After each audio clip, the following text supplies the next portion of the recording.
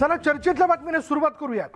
माजी मुख्यमंत्री उद्धव ठाकरेंची आज जळगावच्या पाचोऱ्यात सभा पार पडणार आहे आणि यापूर्वी खेड मालेगाव इथे उद्धव ठाकरेंच्या जाहीर सभा पार पडलेल्या आहेत आणि या सभांमधून उद्धव ठाकरेंनी राज्य सरकारला चांगलंच घेरलं होतं। विशेष म्हणजे याच सभांमधून त्यांनी शिंदेंसह भाजप नेत्यांचा समाचार घेतला होता। त्यामुळे आज होणाऱ्या जळगावच्या पाचोऱ्यातील सभेतून उद्धव ठाकरेंची तोफ कोणावर धडाडणार हे पाहणं आता महत्त्वाचं ठरणार आहे।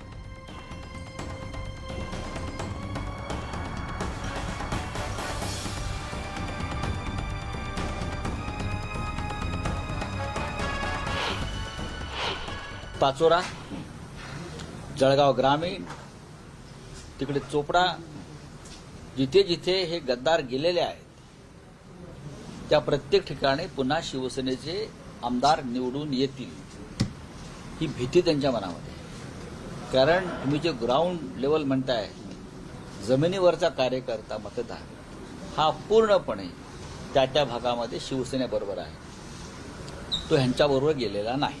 फक्त खुर्च्या मोजून या। जर 25,000च्या वरती 25,001 जरी खुर्ची असेल ना तर तुम्ही सांगाल तेवढ्याची पैज मारेल। हे फक्त जरी समजा त्यांना वाटत असेल ना 1 लाख येईल तर त्यांचेच वक्तव्य आहेत की छत्रपती संभाजीनगरवरून लोक येणार आहेत, बुलढाण्यावरून लोक येणार आहेत, नाशिकवरून लोक येणार आहेत। का बरं पाचोऱ्यात 3.5 लाख लोकांचा मतदारसंघ आहे, इथे तुमची किंमत नाही का? बुलढाण्याहून, नाशिकहून, मराठवाड्याहून इकडून तिकडून तुम्ही लोक आणण्याची भाषा करताय। इथला शिवसैनिक तुम्हाला तिथे दिसणार नाही। उद्धव ठाकरेंची जळगावमध्ये सभा पार पडते। पिंपराळा इथे शिवस्मारक भूमिपूजन संजय राऊत, अरविंद सावंत, अंबादास दानवे यांच्या हस्ते होणार आहे। हा कार्यक्रम शहराच्या मध्यवर्ती ठिकाणी असल्यानं या कार्यक्रमाच्या ठिकाणी मोठा पोलीस बंदोबस्त तैनात करण्यात आला। याचा आढावा घेतला आमचे प्रतिनिधी लक्ष्मण घाटोळे यांनी।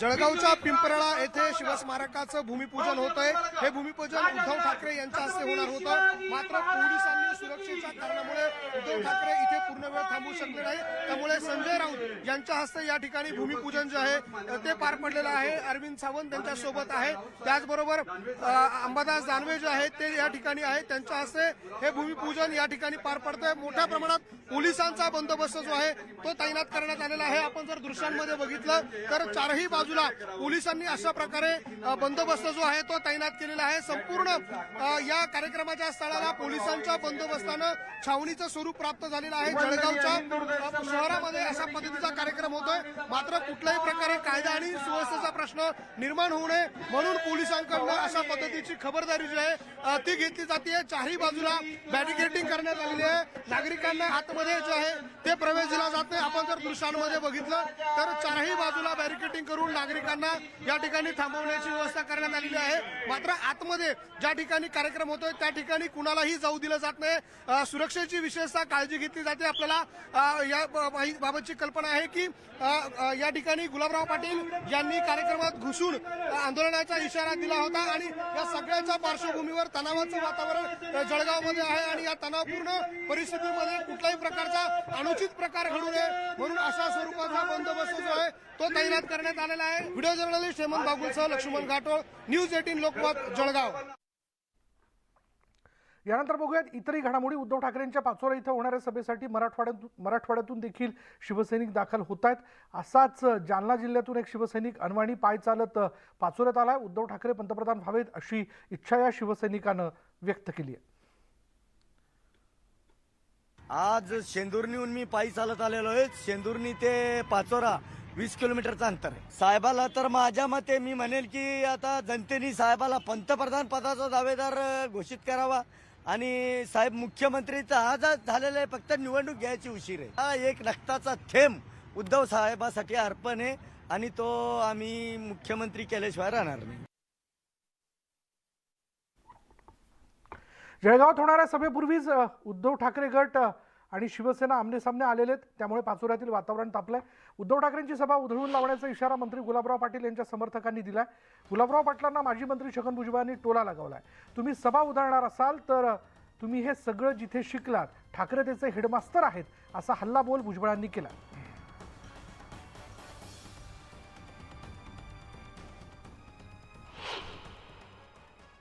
ते म्हणले पाय ठेवतो मी, पाय ठेवला। स्टेशनवर दिसलं ना त्याला काय झालं, संजय राऊतांना दिसलं काय झालं स्टेशनावर. एकही कार्यकर्ता येऊ देणार नाही, आले तर वापस जाऊ देणार नाही. येऊन गेले आणि स्टेशनावर आले पण आणि वापस गेले पण. आम्हाला ह्या आयडिया शिकवून आहे. राऊत कोणत्याच आंदोलनामध्ये नव्हते. त्यांना शिवसेनेचं आंदोलन कसं करावं हे माहीत नाही. दगडांवर दगडं मारून आंदोलन बंद करणारे, लोकांच्या सभा बंद करणारे लोक आहोत आम्ही. त्यामुळे राऊतांनी आम्हाला चॅलेंज करू नये. परंतु तुम्ही दगडं मारून उधळणारे लोक आहोत. परंतु ते शिक्षण ज्या शाळेतल्या मास्तरांकडे तुम्ही घेतलं, हेडमास्तरांकडे, तेच येणार आहेत ना तिकडे मिटिंगला. हां, त्याच्यामुळे ती काही दुसरी मंडळी नाही आहेत. हां, तुमच्याच शाळेतले सगळे मुख्याध्यापक येत आहेत. पुढे बहुत एक महत्त्वाची ब्रेकिंग न्यूज अशी आहे की MPSCची लिंक व्हायरल झाली आहे. व्हायरल लिंकवर विद्यार्थ्यांची प्रवेशपत्र खुली करण्यात आलेली आहे. 30 एप्रिलला MPSCची परीक्षा जी आहे ती पार पडते. 90,000पेक्षा जास्त हॉल तिकीट व्हायरल झालेले आहेत आणि MPSCकडून या घटनेची गंभीर दखल घेण्यात आलेली आहे. 30 एप्रिलला MPSCची परीक्षा जी आहे ती पार पडते. 90,000पेक्षा जास्त हॉल तिकीट जे आहेत ते व्हायरल झालेत आणि MPSCकडून घटनेची गंभीर दखल घेण्यात आली आहे.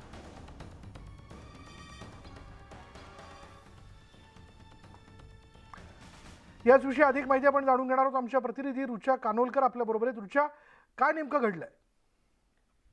विशाल, खरं तर 30 एप्रिलला येत्या रविवारी महाराष्ट्र लोकसेवा आयोगाची संयुक्त पूर्व परीक्षा होतीये गट ब आणि गट क साठी. आता या परीक्षांचं प्रवेश पत्र जे आहे ते हॅक करण्यात आलंय आणि ते सोशल मीडियावर टेलिग्राम या चॅनलची एक लिंक जारी करण्यात आलेली आहे. त्या लिंकवर सगळ्या विद्यार्थ्यांचे हॉल तिकीट्स आपल्याला दिसत आहेत आणि खरं तर 90,000हून अधिक विद्यार्थ्यांची ही गोपनीय माहिती, म्हणजे आता त्याच्यामध्ये आधार कार्ड आहेत, पत्ता आहे, दूरध्वनी क्रमांक आहे, तर विद्यार्थ्यांची ही खासगी माहिती सर्वांसाठी उघड झालेली आहे आणि अनेक विद्यार्थ्यांना अजून त्यांचं हॉल तिकीट स्वतःला सुद्धा मिळालेलं नाहीये. ते इतर कुणीही ऍक्सेस करू शकतंय. खरं तर या हॉल तिकीटसाठी एक पासवर्ड प्रोटेक्शन असतं, युजर ID सुद्धा असतो आणि तो सुद्धा विद्यार्थ्यांना अजून मिळालेला नाहीये. त्यामुळे त्यांच्या हाती हे हॉल तिकीट येण्या अगोदरच एका सोशल मीडियाच्या लिंकवर सर्वांसाठी ते उपलब्ध झालेलं आहे. त्यामुळे विद्यार्थ्यांकडून एक प्रकारे सोशल मीडियावर संताप व्यक्त केला जातोय. त्यांची स्वतःची गोपनीय माहिती ही सर्वांसाठी उघड झालेली आहे. महाराष्ट्र लोकसेवा आयोगाकडून सायबर पोलिसांकडे तक्रार सुद्धा दाखल करण्यात आलेली आहे आणि त्यानुसार तपासाची पुढची प्रक्रिया होईलच. सकाळी 9:30 वाजल्यापासून हा प्रकार होतोय आणि त्यामुळे आता सोशल मीडियावर सगळीकडे विद्यार्थ्यांचा संताप आपल्याला पाहायला मिळतोय. विशाल, धन्यवाद रुचा या सगळ्या माहितीबद्दल. आणि व्हायरल लिंकवर विद्यार्थ्यांची हॉल तिकीटं जी ती व्हायरल होत आहेत, अशा पद्धतीने थेट या लिंकवरती इतरांना ॲक्सेस मिळणं हे गंभीर म्हणावं लागेल, कारण ही MPSCची लिंक आहे. 90,000पेक्षा जास्त हॉल तिकीट जे आहेत ते व्हायरल झालेले आहेत आणि हे कसे काय झाले या घटनेची गंभीर दखल जी आहे ती MPSCला घ्यावी लागणार आहे. त्याच्यामुळे आता संपूर्ण प्रकरणाची चौकशी करणं फार आवश्यक ठरेल. MPSCची लिंक जी आहे ती व्हायरल झालेली आहे आणि ही व्हायरल लिंक जी आहेत त्यावरनं हॉल तिकीट जे आहेत ते विद्यार्थ्यांचे हॉल तिकीट मोठ्या प्रमाणात व्हायरल होताना दिसतात. आत्ता क्षणाची महत्त्वाची बातमी आपण बघतोय.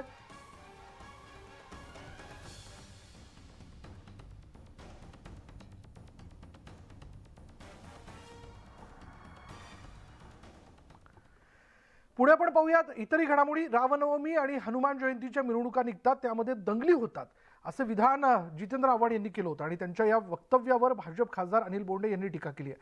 आव्हाड हे हिंदूंना बदनाम करत असल्याचा आरोप बोंडे यांनी केला.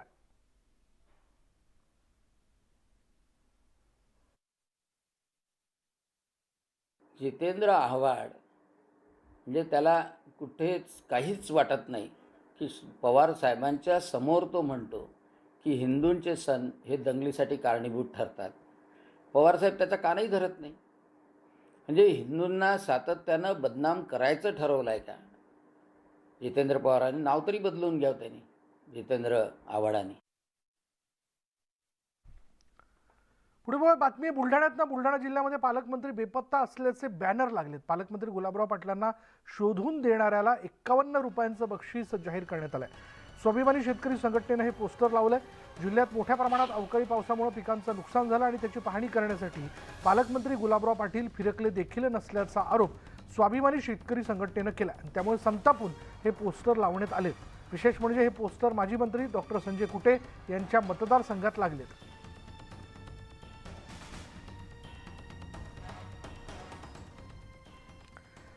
पुढली बातमी अशी की रत्नागिरीमधील रिफायनरीच्या कामांना वेग आला. अशातच रिफायनरीला विरोध करणाऱ्यांची धरपकड सुरू आहे.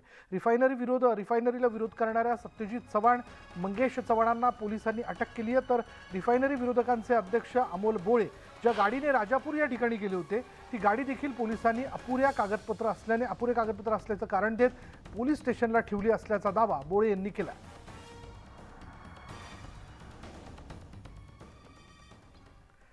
रत्नागिरी बारसू रिफायनरीच्या सर्वेच्या पार्श्वभूमीवर बारसू गावात मनाई आदेश लागू करण्यात आलेत. राजापूरच्या तहसीलदारांनी हे मनाई आदेश काढलेत. बारसू सडा, बारसू पन्हाळे, धोपेश्वर, गोवळवरची वाडी गावात सर्वेक्षण चालू असलेल्या ठिकाणी पोलिसांच्या परवानगीशिवाय जाण्यास मज्जाव करण्यात आला. तसंच प्रसारमाध्यमांवर चिथावणीखोर पोस्ट केल्यास कायदेशीर कारवाई केली जाणार आहे. रिफायनरीच्या उभारणीच्या अनुषंगानं प्रशासन अलर्ट मोडवर आलंय.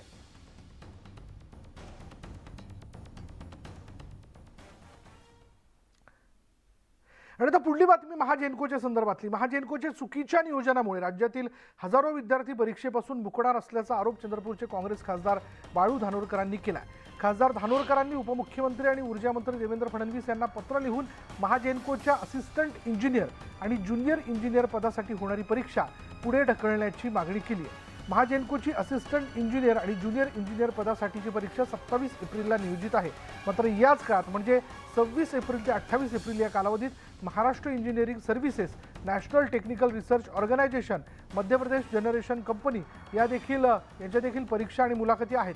त्यामुळे राज्यातील हजारो विद्यार्थी महाजेनकोच्या परीक्षांना मुकणार असल्याने परीक्षा पुढे ढकलण्याची मागणी त्यांनी उपमुख्यमंत्री देवेंद्र फडणवीस यांच्याकडे केली आहे. महानिर्मिती अंतर्गत होऊ घातलेल्या MPSC अंतर्गत MES, NTRO, MP जेनको ह्या 3 एक्झाम होत आहे. याच्यासोबतच आता महाजेनकोची सुद्धा सेपरेट एक्झाम होत आहे. परंतु या दोन्ही तारखा एकसारख्याच असल्यामुळे विद्यार्थ्यांना परीक्षेपासून दूर राहावं लागत आहे. विद्यार्थी दोन्ही प्रकारच्या एक्झाममध्ये प्रेझेंट होऊ शकत नाही. याच्यामध्ये अंतर फार लांब आहे आणि विद्यार्थ्यांना दोन्हीकडचे हॉल तिकीट अवेलेबल झालेले आहे. हे पॉसिबल नाही आहे. याच्यामुळे या महाराष्ट्रातील विद्यार्थ्यांचं मोठ्या प्रमाणात नुकसान होत आहे. तरी महाजनकोनी जी तारीख दिलेली आहे त्या एकाच याच्यावरती तारीख न पडता ही तारीख 15 दिवस लांब करण्यात यावी. पुढली बातमी बीडमधून. बीड तालुक्यातील सूर्याची वाडी गावाला जोडणाऱ्या रस्त्याचं 20 दिवसांपूर्वी केलेलं डांबरीकरणाचं काम उखडू लागल्याचं दिसून येतंय. दुरुस्तीवेळी कंत्राटदाराने डांबराऐवजी काळे ऑइल वापरल्याचा आरोप गावकऱ्यांनी केला. तर या कामाची गुणनियंत्रकामार्फत चौकशी करावी अशी मागणी जी ती गावकऱ्यांनी केली आहे. सार्वजनिक बांधकाम विभाग बीड अंतर्गत सूर्याची वाडी इथे पुलाचं काम करण्यात आलेलं आहे. या कामासाठी 64 लाख रुपये खर्च करण्यात आलेत. सद्यस्थितीत पूल ढासळतोय की काय अशी स्थिती आहे. संबंधित ठेकेदार आणि अभियंत्यावर नियमानुसार आवश्यक कारवाई करण्यात यावी अशी मागणी ग्रामस्थ करतात.